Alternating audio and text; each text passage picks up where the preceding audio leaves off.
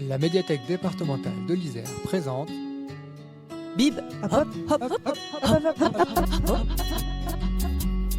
Bibop, Bibop, parlons bibliothèque.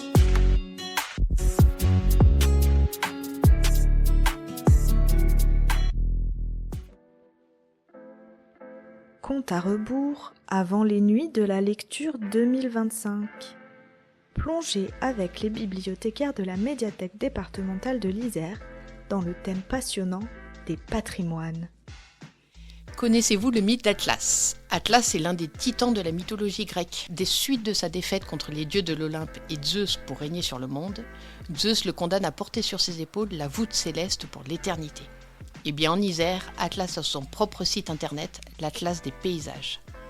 Ouvert à tous, disponible sur atlaspaysages.isère.fr, l'Atlas des paysages est un outil pratique qui identifie, caractérise et qualifie les paysages de l'Isère, met en évidence les dynamiques à l'œuvre et repère les enjeux qui y sont associés. Une première version intitulée « Les chemins du paysage de l'Isère » avait été réalisée en 2001. Déjà interactif à l'époque, cet atlas était consultable via un CD-ROM. Ça ne nous rajeunit pas. Depuis cet été, le département de l'Isère propose une version actualisée sous la forme d'un site internet dédié à destination de tous les publics. Élus, acteurs des territoires, porteurs de projets, professionnels de nombreuses disciplines, dont les bibliothécaires bien évidemment. En premier lieu, le site comprend un mode d'emploi pour savoir comment fonctionne l'Atlas.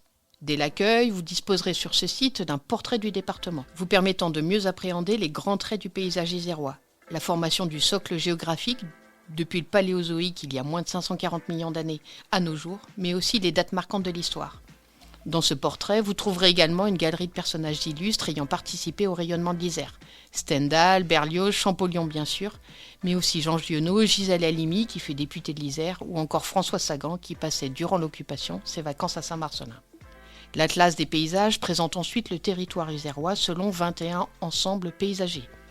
Ces ensembles paysagers sont des portions de territoire ayant des caractéristiques communes et cohérentes, illustrées par leurs composantes paysagères. Le relief, la végétation, l'agriculture, le bâti, les équipements et les représentations sociales paysagères. Grâce à un moteur de recherche, vous pourrez facilement identifier l'ensemble paysager de votre commune. Si vous êtes de Mins, vous pourrez découvrir le circuit du Trièves, bibliothécaire du réseau Écume, découvrir la plaine et les collines du Tricastin. Ou pour les bibliothécaires de Chartreuse, découvrir la Chartreuse de Saint-Pierre. Quel voyage!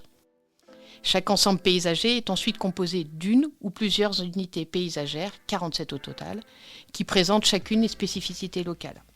En complément, l'Atlas des paysages est un outil d'information et d'aide à la décision. Tous les contenus et ressources sont téléchargeables. L'Atlas donne également accès à des informations beaucoup plus techniques. Ainsi, vous pourrez par exemple accéder à plusieurs fiches pratiques, dont celle sur l'urbanisation et l'architecture. Une mine d'informations pour des architectes réfléchissant à la construction d'une nouvelle bibliothèque ou pour des bibliothécaires rédigeant le projet culturel, scientifique, éducatif et social, le fameux PCSES, de leur futur équipement. Enfin, l'Atlas est un outil d'information et de sensibilisation précieux et passionnant pour les habitants, les scolaires et les visiteurs de tout poil. Le paysage fait partie de notre patrimoine, c'est un héritage commun que nous recevons et que nous transmettons. Que vous soyez curieux ou que vous cherchiez une information précise et documentée, l'Atlas des paysages est fait pour vous. Bonne visite sur le site atlaspaysages.isère.fr.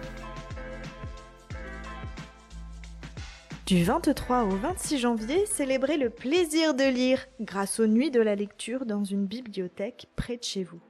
Pour plus d'informations, rendez-vous sur www.nuitdelalecture.fr.